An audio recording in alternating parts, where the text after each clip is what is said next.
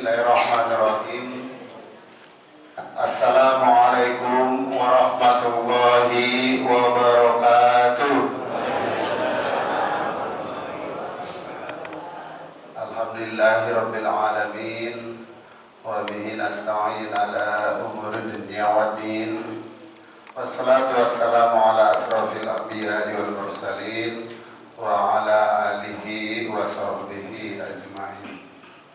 Rabbi shrah li sadri wa yassir li amri wa hlul 'uqdatam min lisani wa yafqahu qawli, amma ba'du.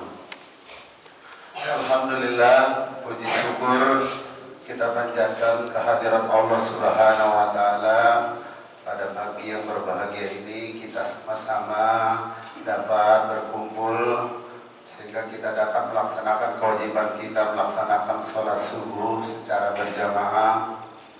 Semoga seluruh rangkaian ibadah kita diterima oleh Allah Subhanahu wa taala. Salawat beserta salam kita sampaikan kepada junjungan kita Nabi besar Muhammad sallallahu alaihi wasallam. Semoga kita mendapat syafaatnya di yaumil qiyamah. Amin ya rabbal alamin. Bapak Ibu jamaah yang dirahmati Allah Subhanahu wa taala, insyaallah yang akan mengisi kajian subuh pada pagi hari ini yaitu guru kita Al-Mukarram Al-Ustadz Haji Yusuf Supandi SAG. Alhamdulillah beliau sudah ada di tengah-tengah kita.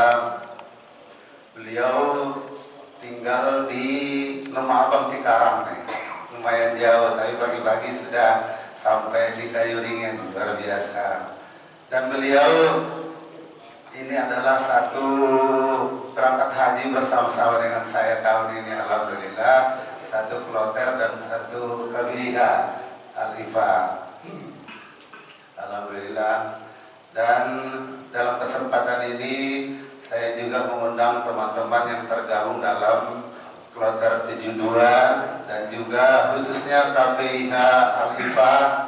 Hadir di sini Pak Haji Didi, Pak Supriyono, Pak Sukurdi, Pak Jan, Pak Rudiansa, terima kasih, Pak Supriyono, Pak Haji Umar, dan juga teman-teman dan ibu-ibu yang lain ya, ada dari Tangerang ini, luar biasa. Terima kasih atas kehadirannya. Beliau juga pembimbing ibadah haji kami selama pelaksanaan haji ini.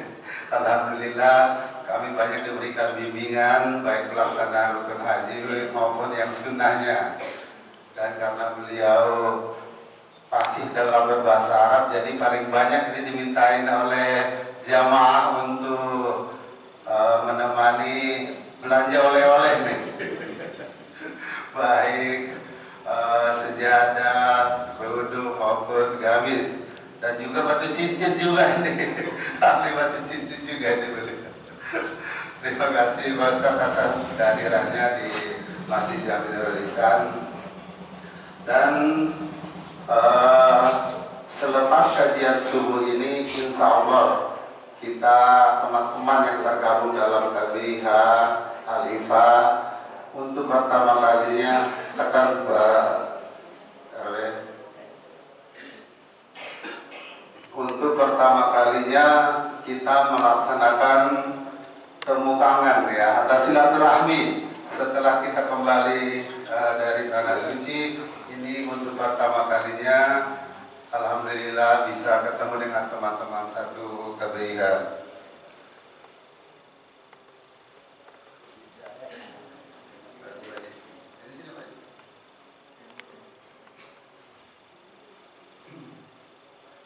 Dan selanjutnya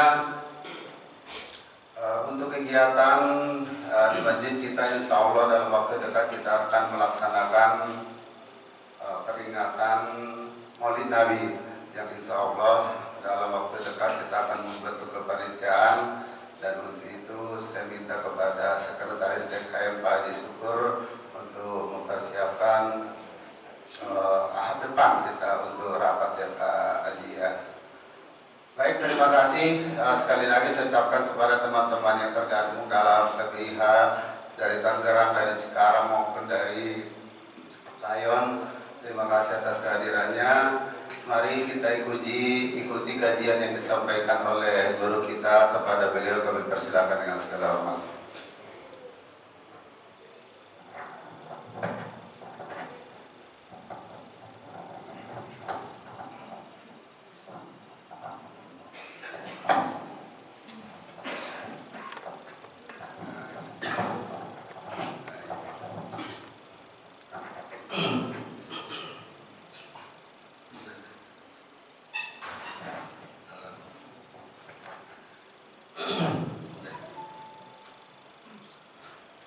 Bismillahirrahmanirrahim. Assalamualaikum warahmatullahi wabarakatuh. Alhamdulillah, hamdan syukurillah ala tilkal an'ama ni'matal iman wal islam wa ni'amin nastati'an wa nastami'a fi hadzal masjid mubarak tafaqquh fid din dinil barakah wa rahmat wa maghfirah wa ridha minallah insyaallah. Salatan wa salaman daimin mutalazimin ala sayyidina nabiyina wa maulana Muhammadin wa ala alihi wa sahbihi ajma'in.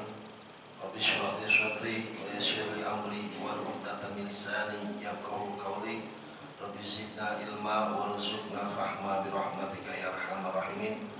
Al-kiram al-alim wal alamah al-fadil wal fudara karimul kurama satidul asatidah.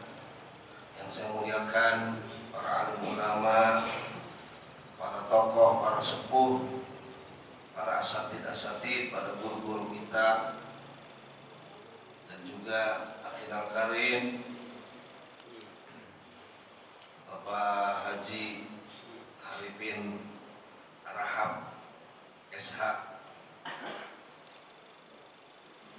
Mudah-mudahan beliau sehat walafiat, panjang umur, dan guru-guru kita juga utama para masyaikh, para asatid senantiasa dalam lindungan Allah, sehat walafiat, diberi berkah ilmunya, karena kita senantiasa butuh kucuran-kucuran ilmu yang manfaat sebagai lentera, sebagai pelita dalam kehidupan kita, sehingga insya Allah kita selamat fidin wa dunya wal akhirah. Para bapak-bapak yang saya muliakan, ini ngaji kayaknya formal banget ya. Saya biasa nyantai rileks. Ibu-ibu, jadi bapak-bapak ini pakai kamera, pakai ini semua. Udah seperti formal ya. Mudah-mudahan ini semua yang ada di sini sehat walafiat, diberkahi oleh Allah Subhanahu wa taala. Dan saya merasa bersyukur, terima kasih kepada Bapak Haji Arifin yang telah memberi suatu kepercayaan pada saya untuk bicara di sini, bukan untuk menasehati, bukan untuk tausiah, tapi idkhalul surur. Ya, sekaligus tadi yang sudah disampaikan beliau, kita ini memang satu rentakan haji dadakan semua. Karena 72, kloter 72 itu memang serentak dadakan dibuka, Pak. Dalam 4 hari, 5 hari itu kita udah kayak pelitiran sono komari untuk sebagai persyaratan-persyaratan. Tapi alhamdulillah kalau sudah memang menjadi panggilan Allah Subhanahu wa taala, ternyata dalam 4 hari itu beres semua. Dan mudah-mudahan doa yang dikabul sama Allah yaitu senantiasa haji mabruron, waj'alna hajan mabruron, waj'alna hajan mabruron. Amin. Baik Pak ya, sedikit banyak ya supaya ada sambung lidah dari saya. Baik, mulai saya cuma membahas babul husnul khuluq, karena memang ada referensinya. Kalau setiap saya ngaji begini ada kitabnya, agak kayak megang mic terus ngomong gitu ya Pak ya, supaya ada ruang lingkupnya. Bismillahirrahmanirrahim. Faslun ada faslun babul husnul khuluq. Jadi bab membahas masalah akhlak. Qala Allah Ta'ala fil Qur'anil Karim, wa innaka la'ala khuluqin azim. Sesungguhnya engkau Muhammad adalah yang berakhlak sangat agung, sangat mulia. Wa qala aidan, dan Allah berfirman, wal kadhimina al-ghaib wa afina 'anil nas. Wal kadhimil ghaib, orang yang senantiasa menahan amarah, menahan emosi. Wal afina 'anil nas, dan senantiasa saling memaafkan satu sama lain. Nah, ini rentetan sebagai akhlakul karimah. Nabi Muhammad adalah junjungan kita, panutan kita, pemimpin kita, yang insya Allah akan memberi suatu syafaat nanti di yaumul kiamah. Kita insya Allah menjadi ahli-ahli surganya Allah dengan syafaat yang beliau berikan kepada kita.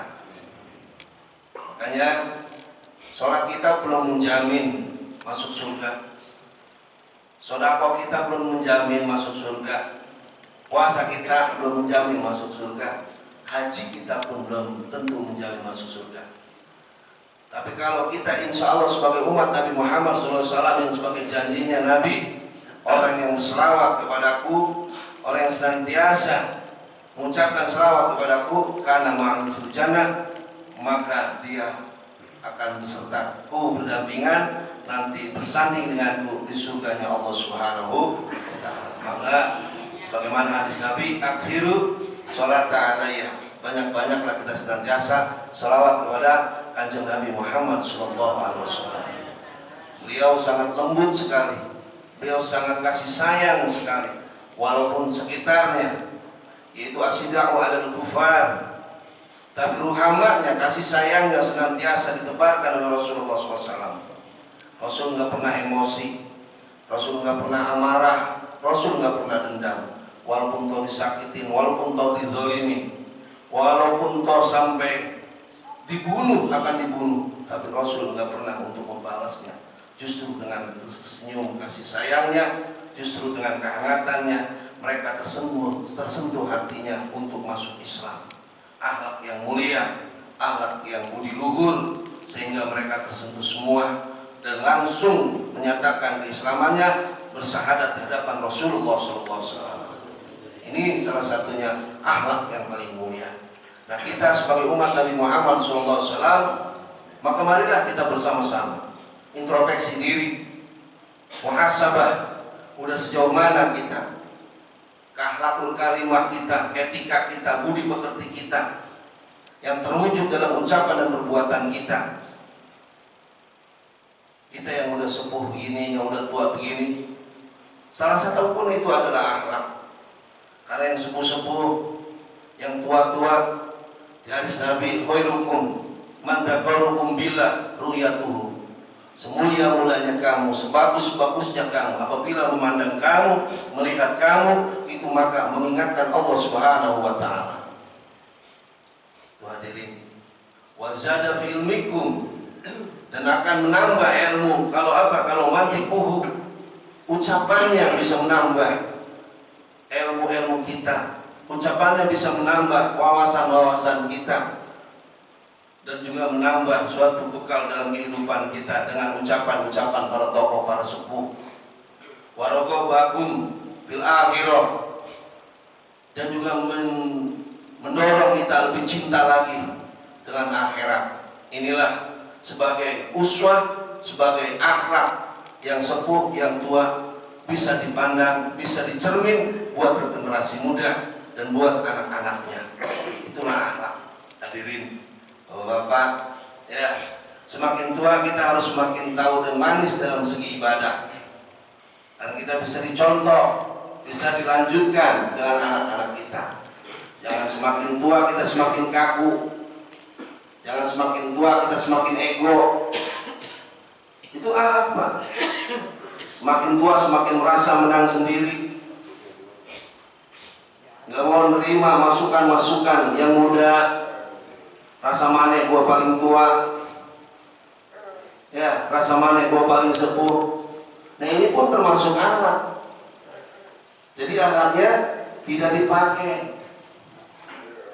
Semakin tua semakin emosi, semakin tua semakin ambekan mulu, ambek mulu, ya Pak ya. Jadi jelek panggilannya Pak, tua-tua ambekan, tua-tua emosi. tua-tua amarah, jadi nggak pantas. Betul? Mestinya anaknya gimana? Semakin tua menjadi suatu cermin pelajaran.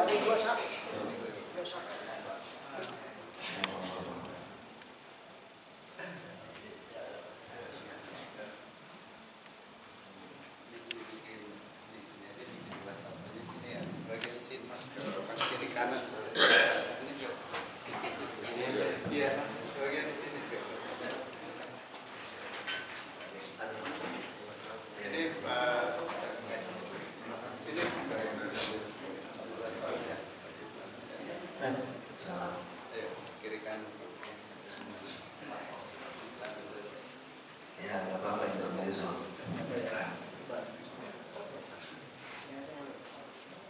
Bisa lanjut? Bisa, Ustaz. Udah sampai apa tadi? Tua-tua nggak ideng. Ya. Tua-tua egonya semakin tinggi, makin gila hormat. Nah itu udah akhlaknya nggak pakai, udah akhlak umat-umat, udah akhlak yang tidak bisa menyinari. Sebagai uswah pelajaran buat generasi yang muda, kalau memandang bapak-bapak yang semacam ini, kalau memandang sepuh-sepuh, itu bisa mengingatkan kita kepada Allah Subhanahu wa Ta'ala. Udah sejauh mana ibadah kita, udah sejauh mana sosial kita. Itu Pak yang dipatut dicontoh buat generasi kita. Kalau kita emosi, kalau kita kaku, kalau kita merasa tenang sendiri, apa yang jadi panutan buat generasi kita? Itu Pak ya. Itu pun termasuk akhlak. Jadi jangan sampai ada omongan tua-tua agak ideng. Saya ngomong orang kampung Pak ngomong gini. Terima kasih ya. Tua-tua ngambek mulu, tua-tua delitmu, apa-apa kudu disebut, apa kudu disebut, itu pun akhlak Pak. Kalau udah disebut nggak datang. Betul? Ada yang juga ada. Ada di sini Pak agak, saya lihat orangnya alim-alim, banyaknya semua ahli ibadah semua. Nah, karena di sini kaitannya dengan judulnya ini di Riyadhus Shalihin, saya baca Riyadhus Shalihin Pak. Wal kadhimil ghaidh, nahan amarah, jangan emosi. Kalau amarah emosi itu bisa menjatuhkan harga diri kita juga. Alatnya nggak dipakai. Tadi yang saya bacakan hadis Nabi muttafaqun alaih, Bukhari Muslim. Ya, memandang kita itu mengingat dengan pengajian, memandang kita itu ingat dengan kegiatan keagamaan, memandang kita itu ingat sebagai makhluk punya kewajiban kepada Allah Subhanahu wa Ta'ala. Itu yang bagus. Ucapannya keluar ilmu, penambahan buat kita. Kalau kita nggak mampu sebagai kapasitas kita, sebagai ahli kita lebih baik diam. Jangan selalu ngobrol omongan. Ya, ya.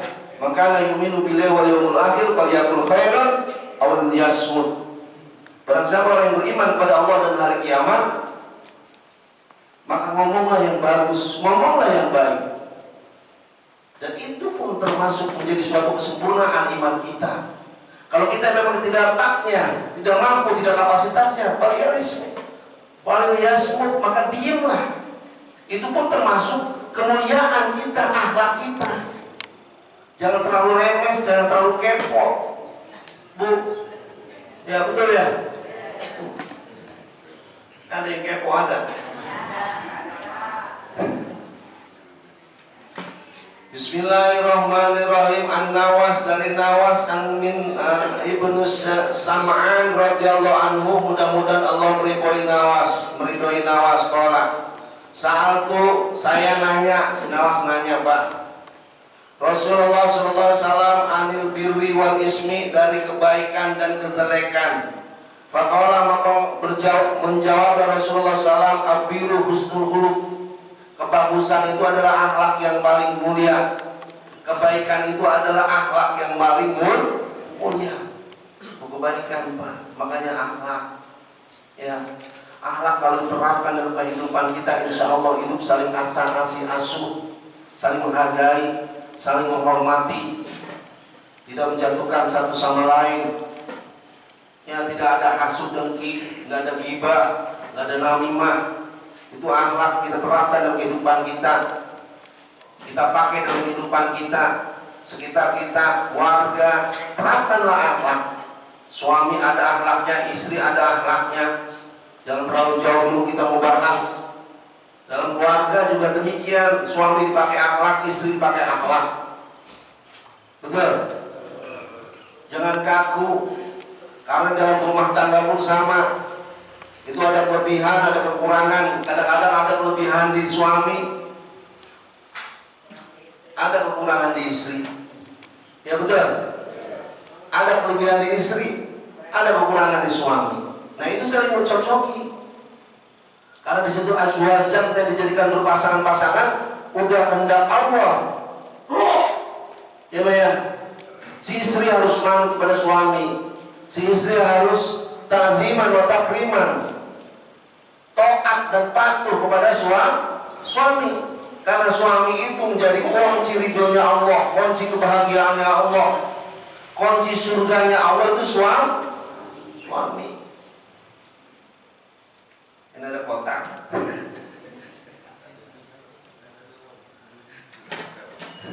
Kalau sudah, agak maksudnya seringan. Lalusan jalanin kotak lagi emang gak duit. Apa tadi Pak? Kotak. Tadi ya Pak ya.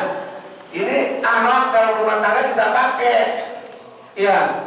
Saling menghargai, saling menyayangi, itu akhlak pasti insya Allah. Jadi keluarga sakinah mawaddah warahmah selalu senantiasa karena didasari dengan cinta yang cintanya karena Allah Subhanahu wa Ta'ala. Kunci surganya seorang istri itu ada di suami. Setinggi apapun ilmunya, setinggi apapun jabatannya seorang istri tetap harus manut dan ikhtiar memuliakan suaminya.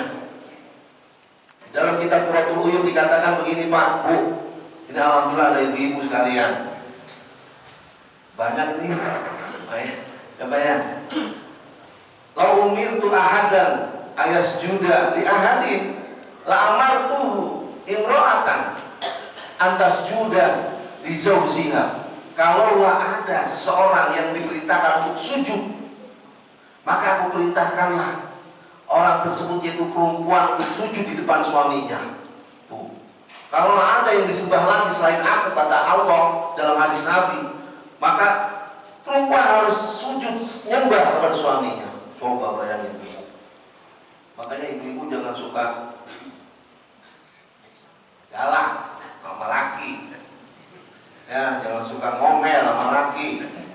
Jangan suka ngebebani laki. Tuh, Pak, nyaut dia.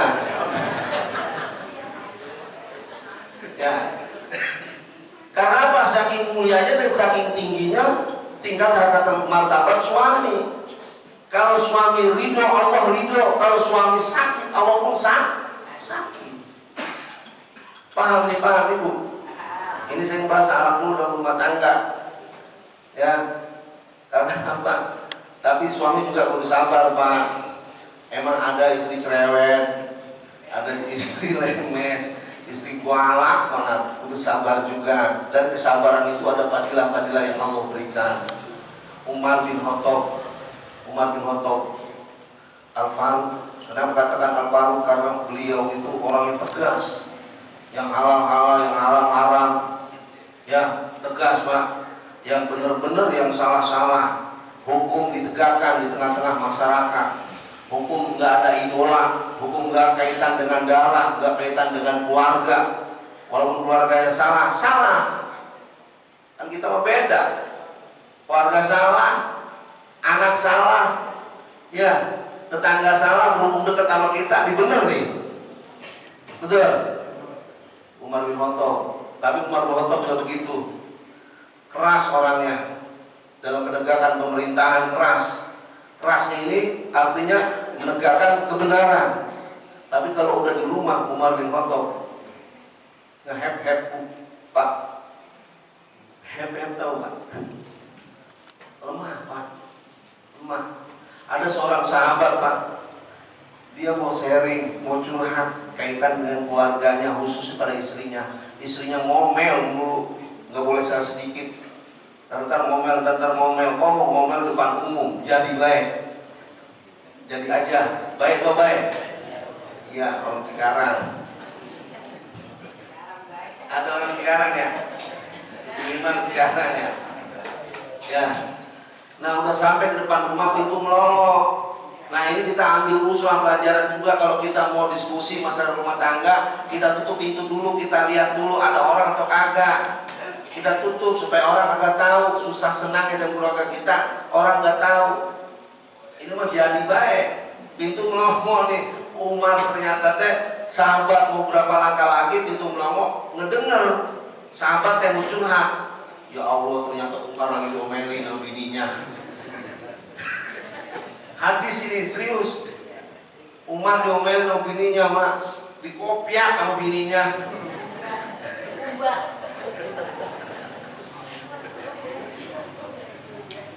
Ya, apa dalam hatinya sahabat yang mau curhat? Ya Allah sama dengan Umar. Mau niat mau curhat, mau niat nyari solusi, nyari saran. Enggak tuh sama problem Umar lagi diomelin sama bini. Gua nggak jadi dah kalau gini. Tuh Umar. Maka ini pelajaran buat bapak-bapak. Kalau bini lagi ngomel, lagi bini ngomong, bapak diem deh. Ikutin Umar bin Khattab. Insya Allah abadi cinta kita, abadi rumah tangga kita. Ada sahabat nanya, ya Amirul Mukminin, saya sebenarnya kemarin datang ke rumah Umar, rumah Amirul Mukminin. Saya mau curhat, mau sharing masalah keluarga saya, khususnya bini saya. Ternyata sama problem Umar sama saya. Kenapa sih dia ngomong diomelin begitu, sampai belak-belakan, sampai ngaplak, sampai dikupiak, tapi Umar sama sekali nggak ngejawab. Apa yang jawab Umar? Karena istri saya yang mengandung, istri saya yang melahirkan, istri saya yang membesarkan anak-anak saya, dan sekaligus menyediakan makan, pakaian apa semua, makanya saya memuliakan istri saya diem. Tuh begitu Pak, diem Pak, jangan banyak ngomong. Bini ngomel kita diem, jangan nyautin. Setuju Bu? Setuju? Tuh Pak.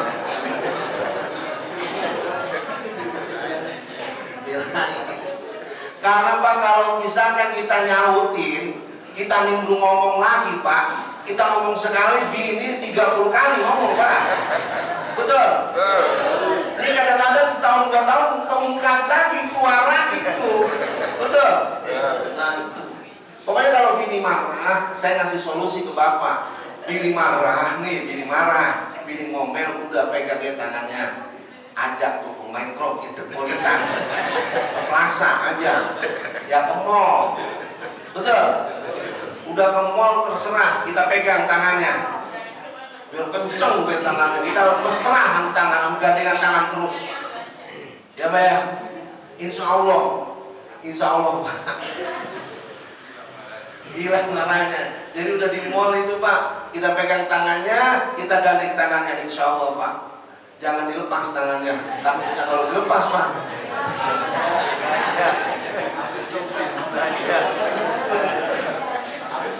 Paham Pak? Paham? Jangan. Bismillahirrahmanirrahim. Lanjut ya. Bismillahirrahmanirrahim. An Abdullah bin Amr bin As. Abdullah bin Amr bin As tahu Pak? Sahabat Nabi Pak. Abdullah bin Amr bin As, boleh saya cerita dikit ya? Abdullah bin Amr bin As, ya maaf sedikit banyak yang namanya kita yang berkaitan dengan ini ya, sahabat 71 sahabat atau lebih, insya Allah lah secara global mah, insya Allah ingat ya. Abdullah bin Amr bin As itu penasaran Pak, karena semacam ini nih kita misalkan Nabi Rasul bareng-bareng sama sahabat sholat nggak pernah ketinggalan, perang juga bareng-bareng, terus untuk menggabungkan dana-dana untuk perjuangan Islam, untuk transportasi, untuk konsumsi, perjuangan Islam, makannya orang-orang yang berjuang, itu pun sama, bareng-bareng. Setiap hari sholat berjamaah bareng-bareng. Tapi ada seorang sahabat dari kaum Ansor yang belum ketahuan ibadahnya.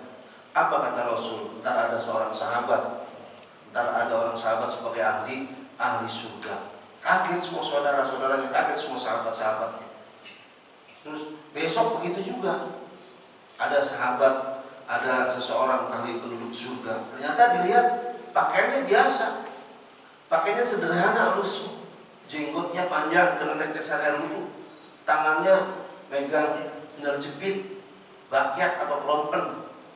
Sampai 3 hari penduduk surga itu juga orangnya. Makanya Abdullah bin Amr bin As penasaran. Akhirnya pas orang tersebut yang dicap sebagai penduduk surga, beliau itu langsung menguntit. Akhirnya ngingetin, "Bang, saya habis berantem sama bapak saya diomelin bapak saya kurik, ngendong boleh nggak Bang? Ngendong tuh ngendong Pak, nginep Bang, boleh nggak? Oh boleh." Udah sampai dah rumahnya sampai malam.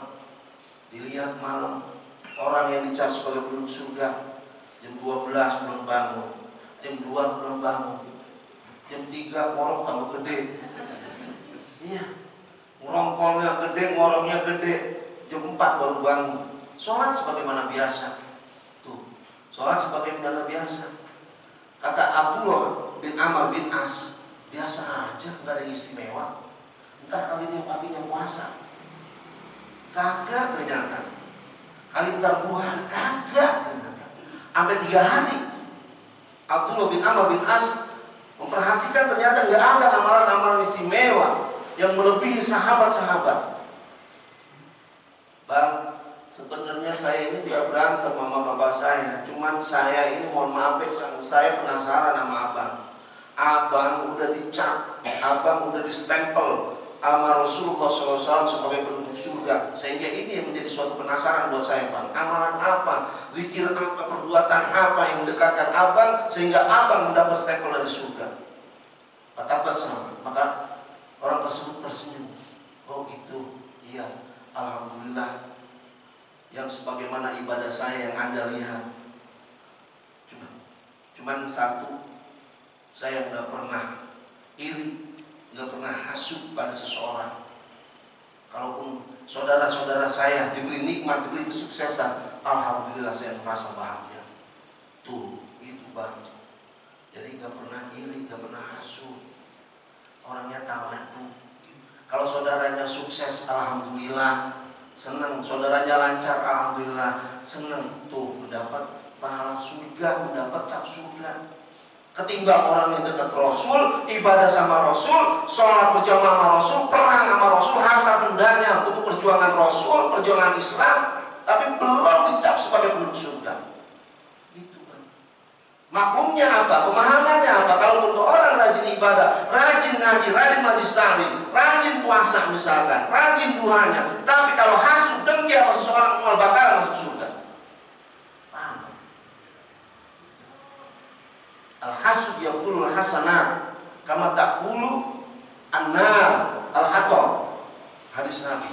Hasud itu memakan makanan, kebaikan-kebaikan makanan amal ibadah kita yang sekian lama yang kita bina, sekian lama yang kita lakukan, hancur semua, termakan dengan hasud, enggak akan berbekas.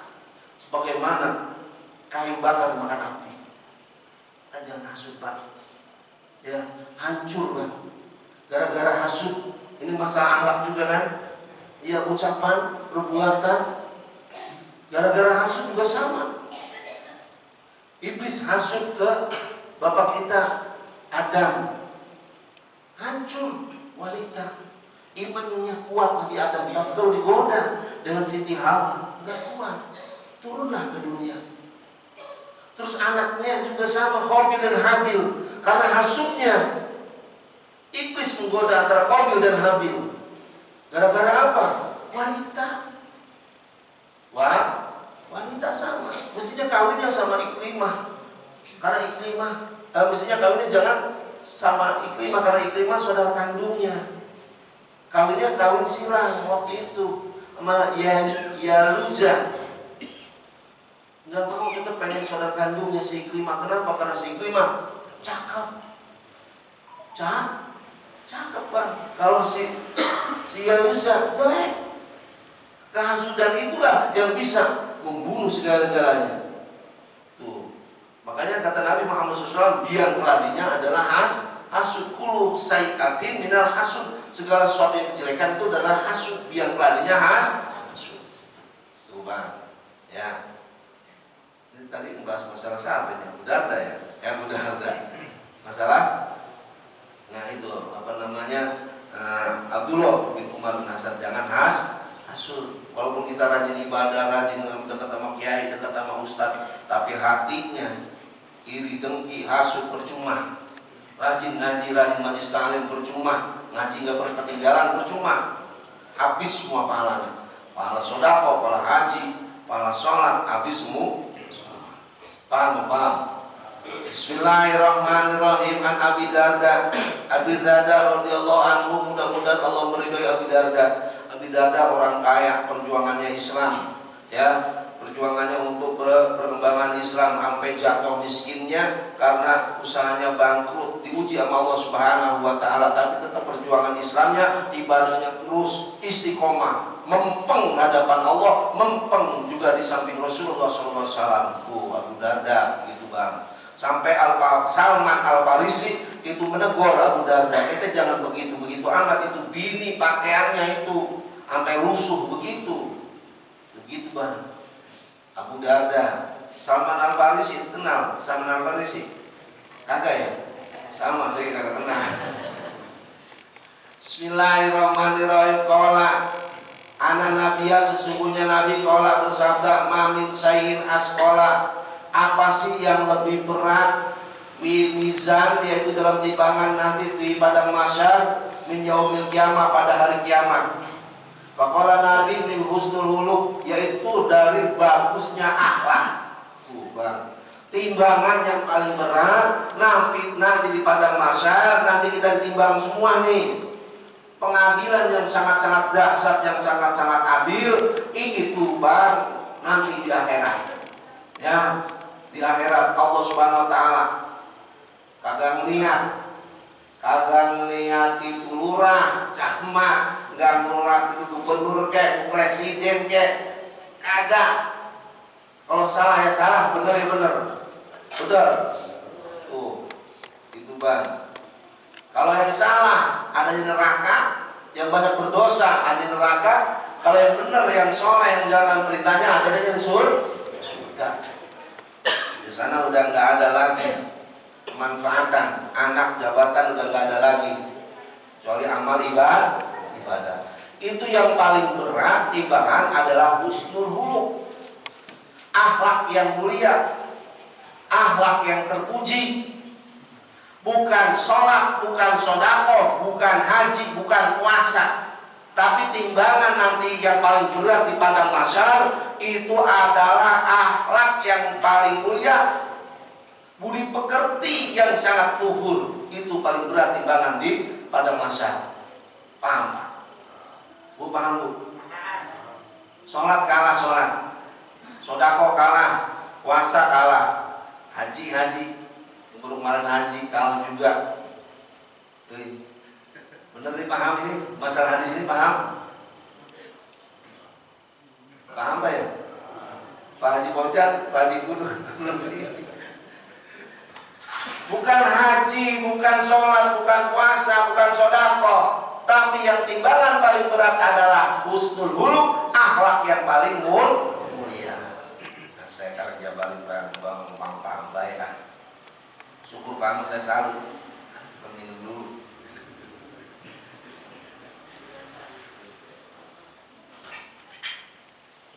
Masih lama lagi? Oh.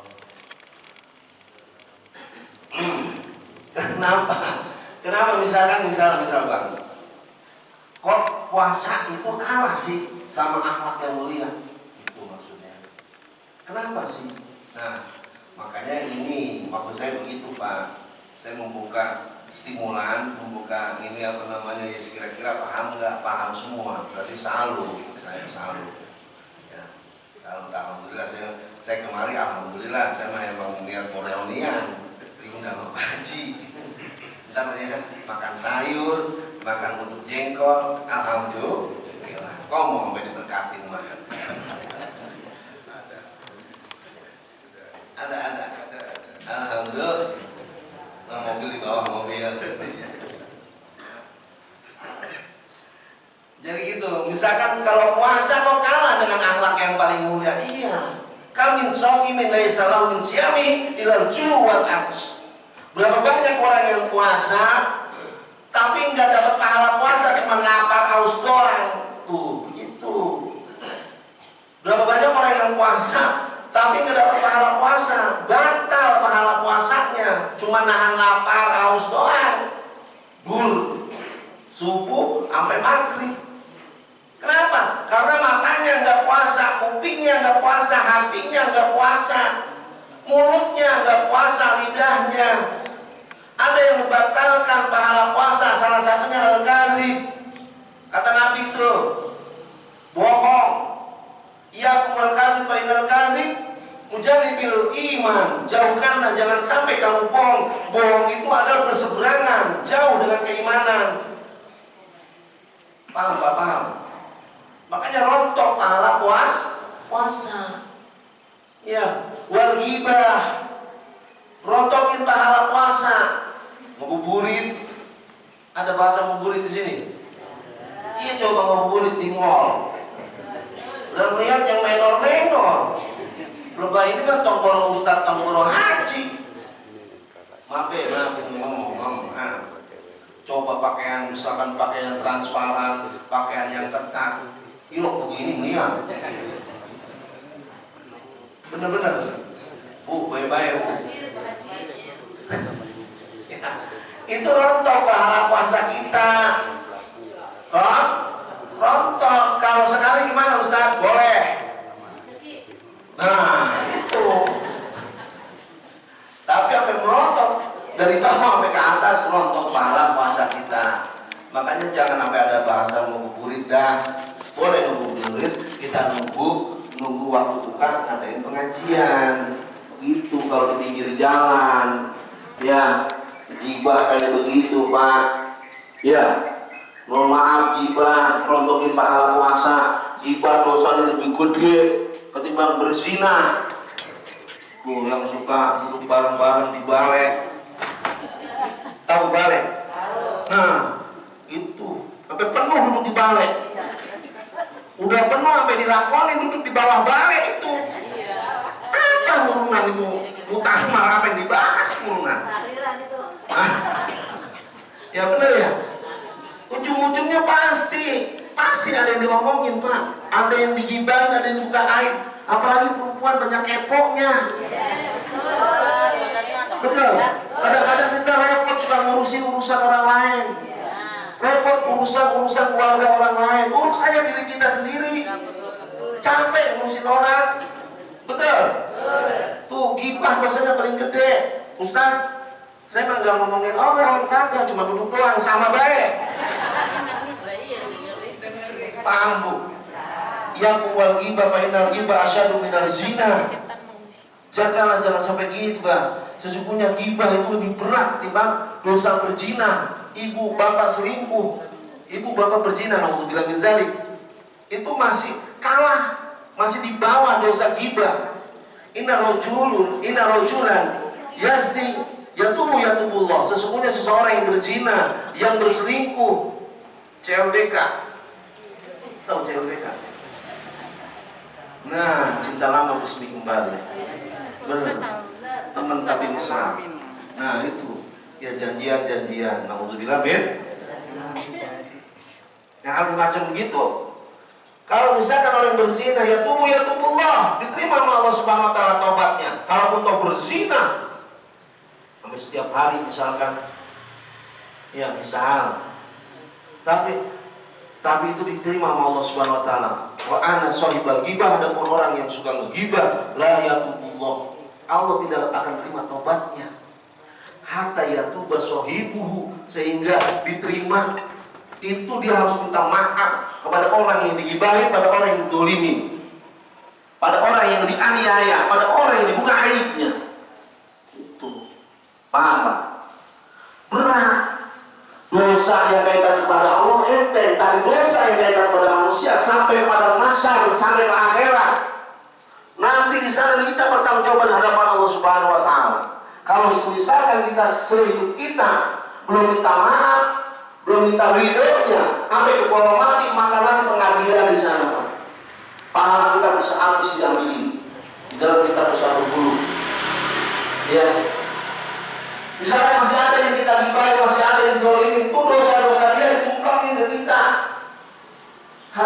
kalau dengar sehingga kita dilemparkan api neraka. Alhamdulillah min. Tuh, baik ini kalau gibah. Kalau bapak-bapak kagak, cuman ngopi, merokok, nongkrong doang. Lama-lama sama baik. Ya, benar. Itu. Jadi ganti pemenang syahwat, melihat syahwat yang tadi saya omongin baik-baik. Buat apa sih padilahnya kadang-kadang kalau bulan puasa, makanya itu Pak, kalau bulan puasa pagi hari Minggu ya Allah ya tadi yang olahraga, yang jalan, yang sepedahan, ya di sini sama kali ya. Iya Pak.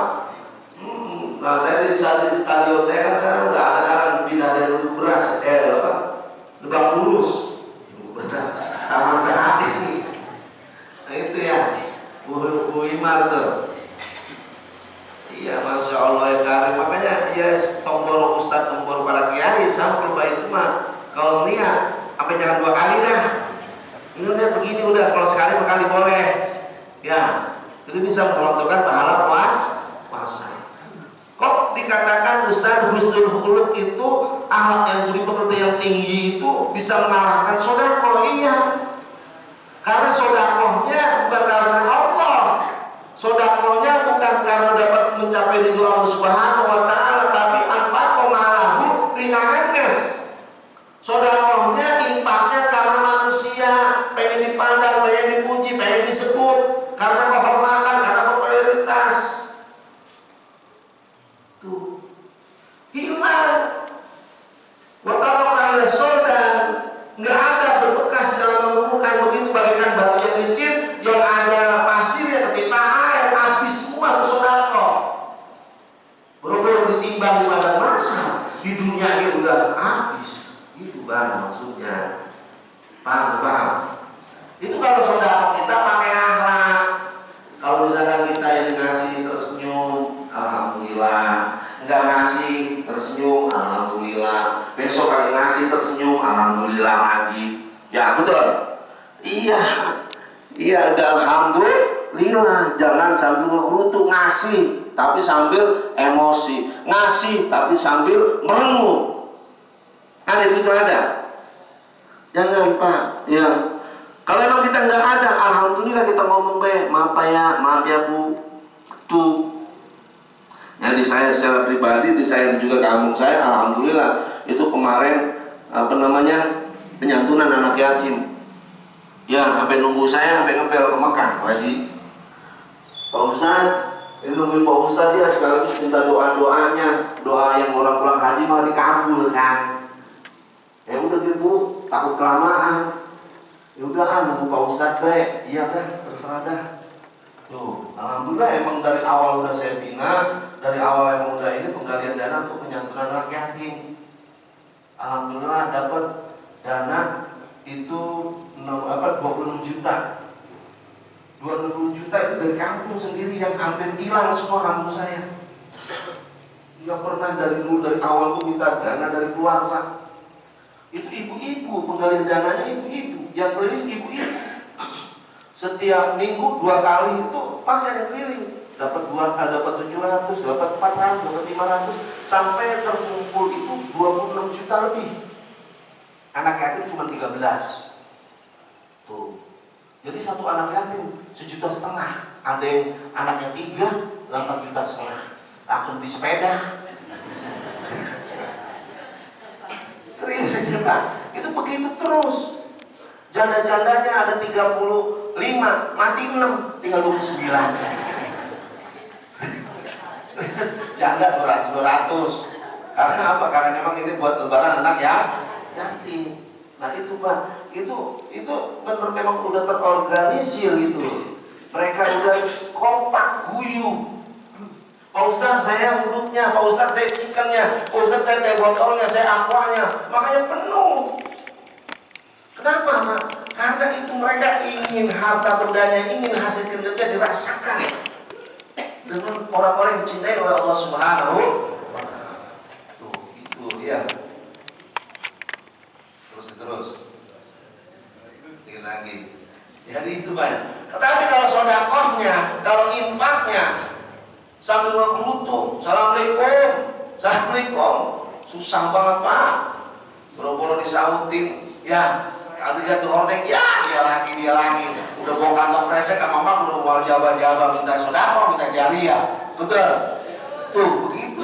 Padahal itu marketingnya Allah Subhanahu Wa Taala, agensinya Allah, bawa tiket surganya Allah, mau 2.000, mau goceng, kasih Pak. Kali kita ujuk-ujuk datang kemarin ngasih ke panitia 5.000, malu. Ya, ada langsung yang bagian keliling. Nah itu bersatu padu, saya biar tenaganya dah, saya biar pemikirannya dah, saya biar waktunya dah. Kan satu guyup enak, betul? Ya, tapi kalau masih sambil cemberut, sambil menggerutu, ya ayyuhalladzina amanu la tubtilu shadaqatikum bil mali wal adha. Wah, yang beriman, kalau kamu sedekah jangan suka ngegerutu, jangan suka amarah, jangan suka mencaci maki. Lu laki bosan gua. Ya ada gitu ada.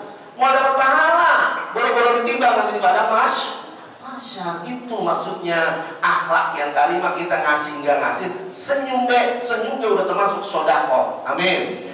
Tapi kalau senyum sendirian, paham Pak? Paham? Iya, sedekah banyak Pak, sedekah banyak. Bitasbih sedekah, bitahmid sedekah. Itu hadis Nabi. Bitahmid sedekah. Makanya kita jangan ributin masalah tahlil. Ya, jangan ributin masalah sehari atau 7 hari. Itu memang udah ada hadisnya. Semua sedekah. Betul? Sampai kulhu juga. Saya bilang, ya Allah, sedekah dengan kulhu, monggo silakan. Man qara'al kulhu salasa marrah, bacanya khatam Al-Qur'an. Hadis Nabi sahih. Barang saya baca kulhu 3 kali, itu bagaikan pahalanya khatam Al-Qur'an. Tuh. Ini udah dipakai sama Sayyidina Ali. Sampai kepada almarhum, sampai. Duit mah nggak punya, betul? Tuh biar paham, biar luas kita bayar. Tuh makanya sedekah harus benar-benar ikhlas. Tuh udah selesai. Saya nggak bunyi ini Pak. Ya harus benar-benar ikhlas karena Allah. Wa ma umiru illa liya'budullah mukhlisina lahu din, hunafa wa yuqimus shalah wa yutuz zakat, dzalika dinul qayyimah. Begitu salatnya karena Allah, infak sedekahnya, zakatnya karena Allah, bukan karena harkat martabat, bukan karena jabatan, bukan karena kedudukan, bukan karena pujian, bukan karena popularitas, tapi mulus karena Allah Subhanahu wa Ta'ala. Tuh Pak, gitu ya. Kita jabatan kita tinggi, kita disebut-sebut baru. Ini kalau dipanggil depan orang juga sama, baru ngeluarin dompet. Betul? Karena banyak yang lihat. Ya, ada juga ada.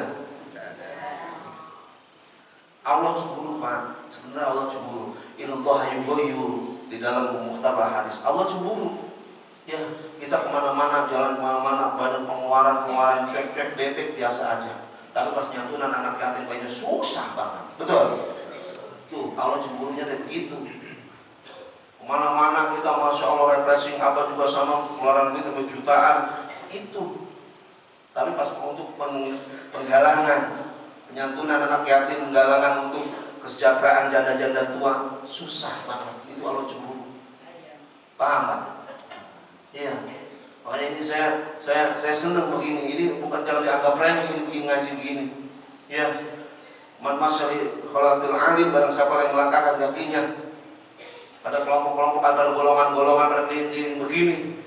Apa ada halqah orang-orang alim, pikul khotwatin, satu langkah kita dapat 100 pahala. Mi'ata darajatin, mi'ata hasanatin, wa mi'ata sayiatin. Dosa kita 100 dihapus, harkat martabat kita diangkat, pahala kita 100. Tuh. Orang yang berkumpul begini, semua didoain sama malaikat. Maka sering-seringlah kita berkumpul dalam pengajian begini. Betul? Itu Pak. Kita yang udah tua-tua, alhamdulillah.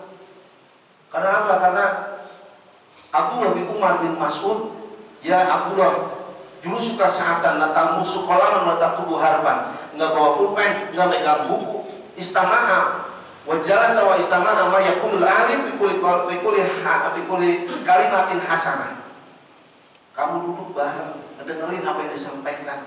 Itu kebagusan, kebaikan, pahala. Semakin banyak yang disampaikan, semakin ustaz banyak ngomong, pegel.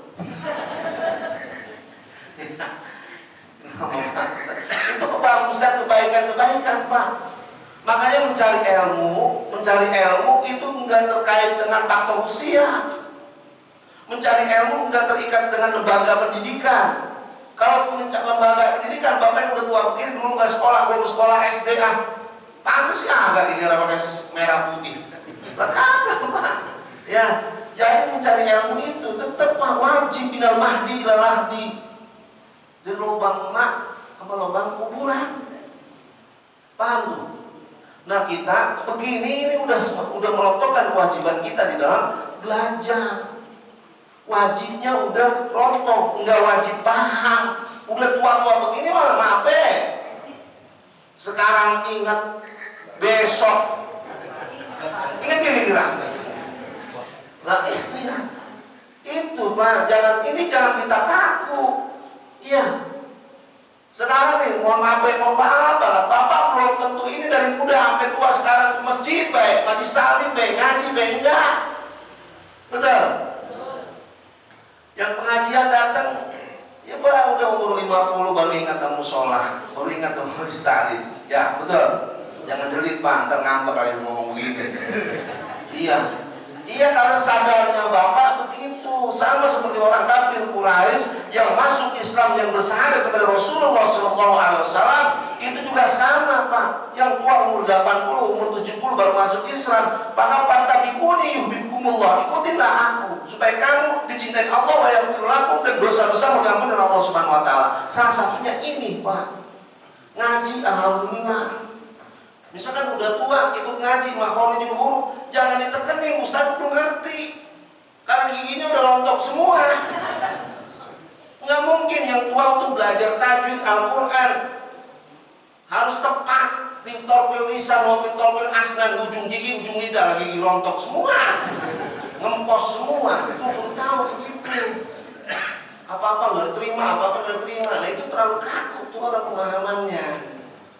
Apa ngaji lu agak paham nggak ngerti mah percuma.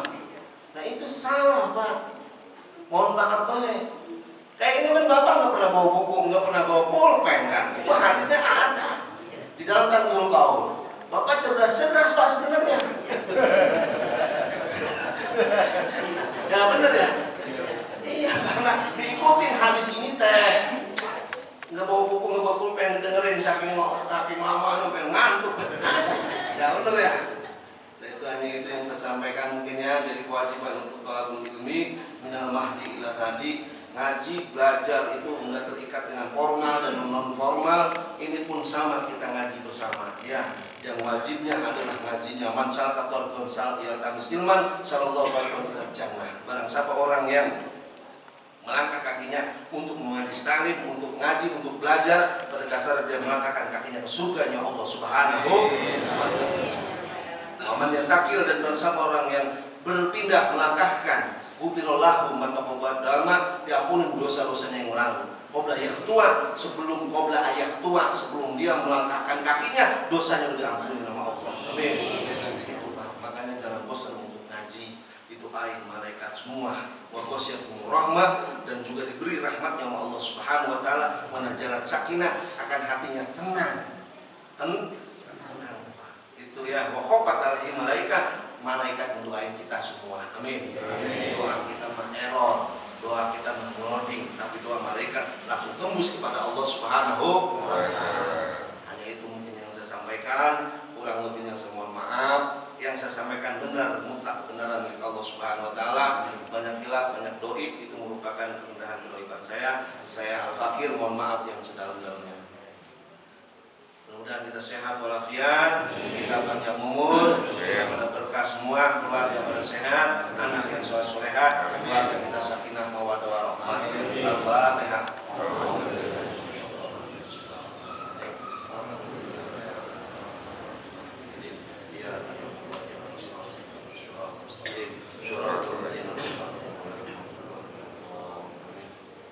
Amin ya rabbal alamin. Bismillahirrahmanirrahim. Allahumma aslih umurana wa ahwalana wa aqbalana wa amalana wa anfusana wa amwalana wa tijaratana wa azwajana wa dhurriyyatana wa walidana wa auladana wa jama'atana wa man hadara fi hadzal masjid ya Allah wa man hadara fi ta'lim ya Allah. Allah ya man wa fi kainun ya man wa fi muhit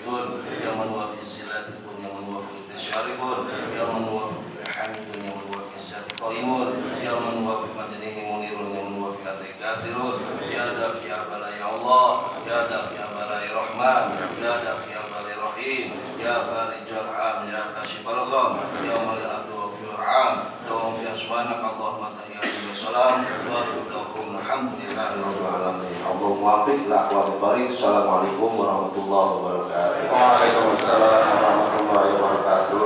Demikian kajian kita pada subuh kali ini tentang akhlak, mudah-mudahan dapat kita aplikasikan dalam kita amalkan dalam kehidupan kita sehari-hari. Terima kasih atas perhatian. Assalamualaikum warahmatullahi wabarakatuh.